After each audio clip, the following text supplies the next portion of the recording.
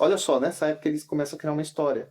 Eles criam a história de Osíris, a mais famosa dos Osíris. Osíris, então, na mitologia egípcia, Osíris, ele era o grande rei. O grande rei do Egito. E ele é representado, ele tem algo, esqueci, a arma, é uma arma que meio curva e não é um açoite, eu esqueci os nomes egípcios. Uma gadanha, Ele tem uma gadanha e como se fosse, parece uma chibata. Ah, tá, ok. É tipo um chicotinho, assim. Isso, um chicotinho. E a história é que ele tem um grande inimigo. Esse inimigo é o próprio irmão dele, Sete.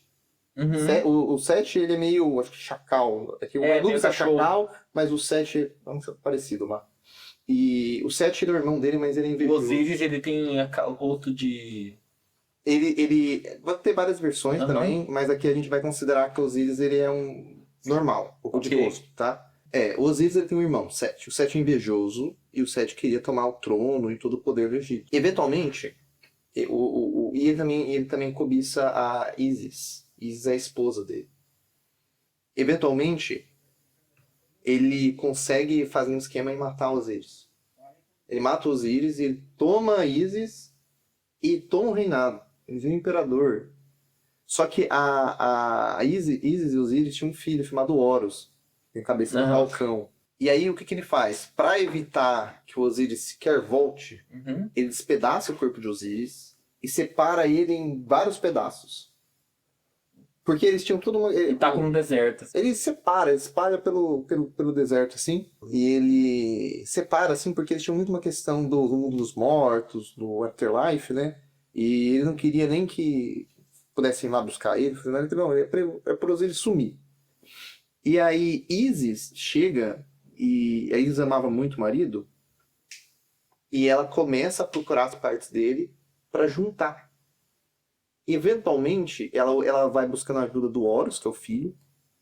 Ela vai juntando as partes aqui. E ela é uma deusa muito, muito primordial na mitologia egípcia.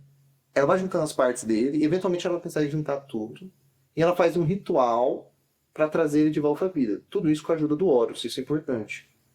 Quando o Osíris volta à vida, e aí eles podem contestar a legitimidade do Sete, que era o irmão dele, o Horus, que nessa jornada ele já se tornou ele tinha cabeça de falcão, vou falar homem, mas um homem grande e forte. E o Osíris não quer mais assumir o trono.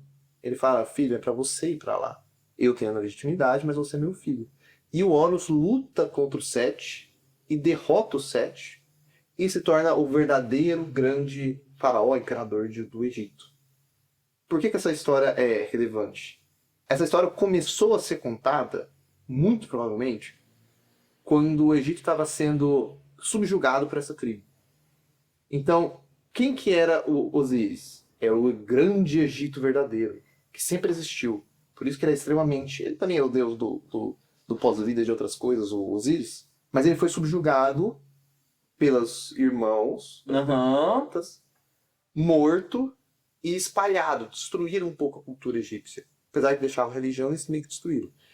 Eles queriam inspirar o povo egípcio a se juntar, assim como Isis juntou os pedaços, se juntar, recriar o Egito, e por meio de um grande líder novo que se cresceu, construiu com essa pegada, que eles enfrentassem o usurpador e tomassem o Egito de volta pro Egito, para que Osíris possa governar, mas agora não é mais Osíris, é Horus.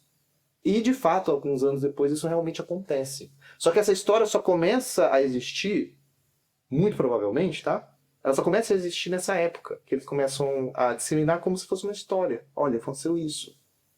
E a ideia realmente é que o povo começa a se rebelar. E de uma forma ou de outra funcionou. O Egito juntou os pedaços antigos da tradição de que era Osíris, criou uma nova identidade forte, que é Horus, e lutou contra o usurpador, que era Sete, que eram as tribos inimigas. E eles reconquistam o Egito. Então, é uma história. Bro. Mas é uma história que criou... retomou o Egito por meio de um mito, de uma história. Se cria essa história e a pessoa se inspira nessa história levanta, começa a tomar ação junto com outras pessoas, botam suas diferenças se tem alguma de lado. Cara, É legal, né? poder do mito, mano. O poder do mito. Gostou de vídeos como esse? Se você quiser assistir mais alguns desses, é só clicar aqui na tela. E deixe seu like e se inscreva no canal para me ajudar a comprar um ar-condicionado para esse negócio.